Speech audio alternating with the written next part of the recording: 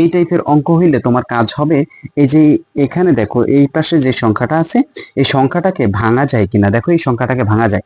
4 কে ভেঙে আমি 2 এর উপরে স্কোয়ার লিখতে পারি এবং তার উপরে x ইকুয়াল টু এখন এই 8 কে ভেঙে 8 কে ভাঙা যায় কিনা তুমি দেখো। 8 কে আমরা এভাবে লিখতে পারি। 8 কে দেখো আমরা যদি 8 কে যদি ভাঙি 2 দ্বারা ভাগ করতে পারি কয়বার যায়? 4 বার। আবারও 2 দ্বারা ভাগ করতে পারি কয়বার? 2 বার। দেখো আমরা এইটাকে ভেঙে আমরা কি করেছি? একটা 2, দুইটা 2, তিনটা 2। তো তিনটা 2 পেয়েছি, তার উপরে কি দেওয়া যায়? 3 দেওয়া যায়। কথা ভালো করে বোঝার চেষ্টা করো। এখানে একটা 2, দুইটা 2, তিনটা 2 তাহলে সবগুলা এইটাকে ভেঙে তুমি কি করেছো? তিনটা 2 পেয়েছো। তো তো এটার উপরে কি দিয়ে দাও? 3 দিয়ে দাও। এখন তুমি কি করবা ভাইয়া? তোমার যে কাজটা করতে হবে এবার এখানে 2 এর 2 আমরা জানি পাওয়ারে পাওয়ারে কি হয়? গুণ হয়। পাওয়ারে পাওয়ারে তো 2 তে আর x এ গুণ করলে কি হবে? 2x ইকুয়াল টু 2 এর পাওয়ার কত? 3। আশা করি বুঝতে পেরেছো। এখানে এই 2 এর 2 2 তে আর x এ গুণ করলে কি হবে? 2x ইকুয়াল টু 2 এর উপরে পাওয়ার আছে কত? 3। এখন তুমি কি করবা? উভয় পাশ থেকে দেখো, উভয় পাশ থেকে ভিত্তিতে মিললে ভিত্তিতে কাটাকাটি যাবে, পাওয়ারে পাওয়ারে মিললে পাওয়ারে পাওয়ারে কাটাকাটি যাবে। এখানে দেখো ভিত্তিতে এবং ভিত্তিতে মিল আছে, সো 2 তে আর 2 তে কাটাকাটি করো। তোমার কাছে রয়েছে কি? 2x ইকুয়াল টু কত? 3 রয়েছে। এখন তুমি লেখো বা x ইকুয়াল টু এখানে কত? 3 এবং এই 2টা গুণ অবস্থায় আছে, অপর পাশে গিয়ে কি হবে? ভাগ হয়ে যাবে। গুণ অবস্থায় আছে, ভাগ হয়ে যাবে। অতএব x এর মান তোমার কত বের হয়েছে? 3 ডিভাইডেড বাই 2। এটাই হচ্ছে এই অঙ্কের আনসার। আশা করি বুঝতে পেরেছো। x এর মান বের হয়ে গেছে। এখন তোমাকে পরের অঙ্কটাও সেম নিয়মে করতে হবে। দেখো এখানে 2 কে তো ভাঙা যায় না, তো লেখো বা 2 এর পাওয়ার 2x প্লাস কত?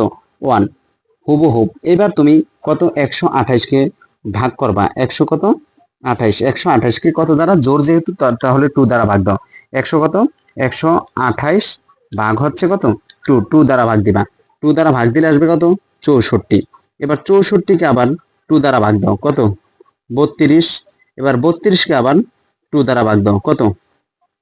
16। 16 কে আবার 2 দ্বারা ভাগ দাও। কত আসে? 8। 8 কে আবার 2 দ্বারা ভাগ দাও। কত? 4।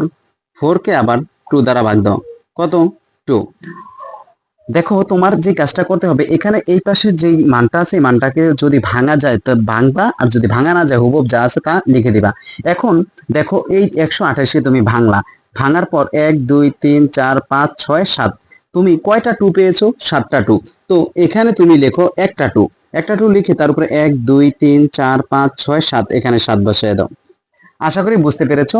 তোমার যে কাজটা করতে হবে এখানে যে 128 আছে 128 এর উপরে 1 2 3 4 5 6 7 এই 7টা কি করবা? বসাইয়া দিবা। বসাইয়া দিলা। এখন দেখো উভয় পাশ থেকে এই পাশে ভিত্তিতে মিললে কাটাকাটি যাবে এবং যদি পাওয়ারে পাওয়ারে মিলে পাওয়ারে পাওয়ারে কাটাকাটি যাবে। এখন তো ভিত্তিতে মিলছে, কারণ 2 তে মিলছে। পাওয়ারে পাওয়ারে তো মিলে না, কারণ ওই পাশে 7 এই পাশে আছে 2x। তো এখন তুমি কি করবা?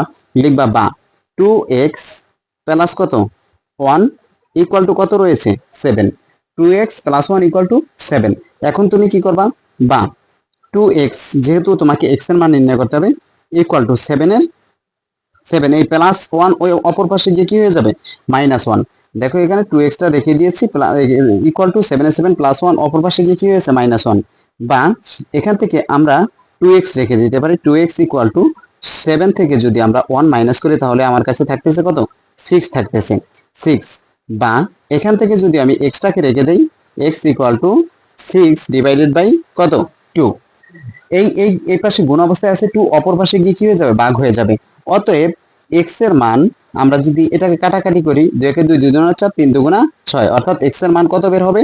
3 বের হবে। এটাই হচ্ছে এই অঙ্কের আনসার। আশা করি বুঝতে পেরেছো।